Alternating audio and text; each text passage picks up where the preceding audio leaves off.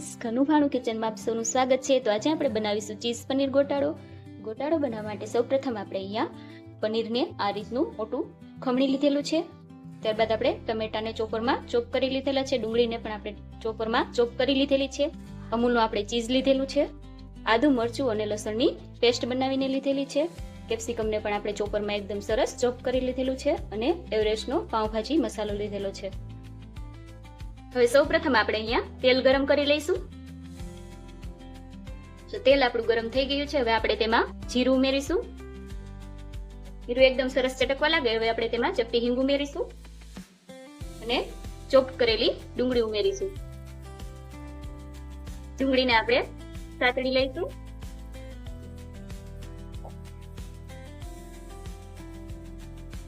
હવે આપણે ડુંગળી સતળાઈ છે તેમાં સ્વાદ અનુસાર મીઠું ઉમેરીશું. બરાબર મિક્સ કરી લઈશું. ડુંગળીની સાથે જ આપણે ચોપ કરેલું કેપ્સિકમ પણ ઉમેરી દેવાનું છે.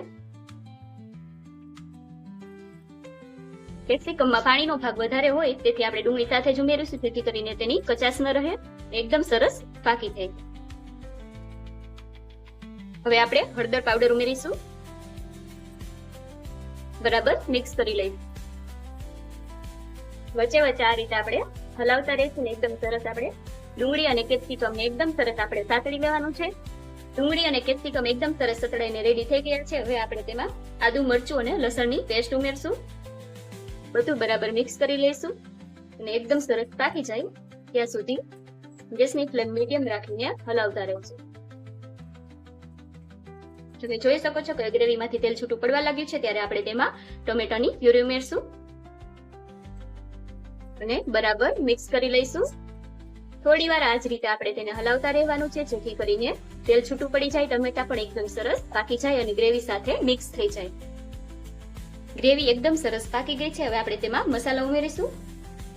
સૌપ્રથમ આપણે ધાણા જીરું પાવડર ઉમેરીશું. ત્યારબાદ આપણે લાલ મરચું પાવડર ઉમેરીશું. 2 ચમચી મેં અહીંયા તીખું લાલ મરચું પાવડર ઉમેર્યો છે. 1 ચમચી હું અહીંયા કાશ્મીરી લાલ મરચું પાવડર ઉમેરી રહી છું. 1 ચમચી હું અહીંયા પાઉંભાજી મસાલો ઉમેરું છું. થોડો એવો આમચૂર પાવડર ઉમેરશું. બધા જ મસાલાને ગ્રેવી સાથે આપણે બરાબર મિક્સ કરી લઈશું. હવે આપણે થોડું એવું બટર ઉમેરીશું. ગ્રેવી સાથે બરાબર મિક્સ કરી લઈશું જ્યાં સુધી બટર ઓગળી ન જાય. હવે આપણે પનીર ઉમેરીશું. જે આપણે ચીઝ લીધેલું છે તે ચીઝને આપણે આમાં ખમણી લઈશું. પનીર અને ચીઝને ગ્રેવી સાથે બરાબર મિક્સ કરી લઈશું.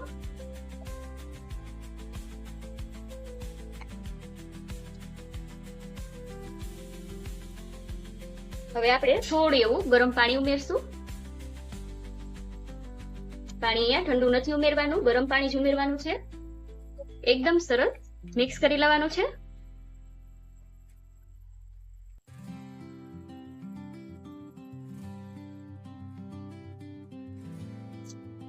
આપણો ચીઝ પનીર ગોટાળો બનીને એકદમ સરસ રેડી થઈ ચૂક્યો છે.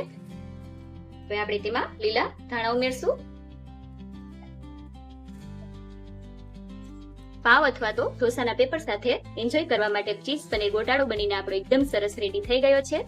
જો તમને રેસીપી પસંદ આવતી હોય તો ચેનલને લાઈક, શેર અને સબસ્ક્રાઇબ કરવાનું ભૂલતા નહીં.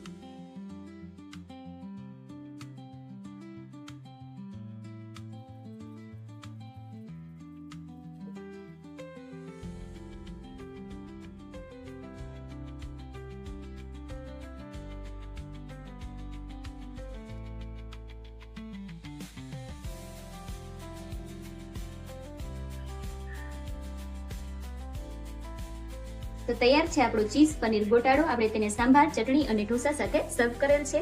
તમે તેને પાવ અથવા તો પરાઠા સાથે પણ એન્જોય કરી શકો છો.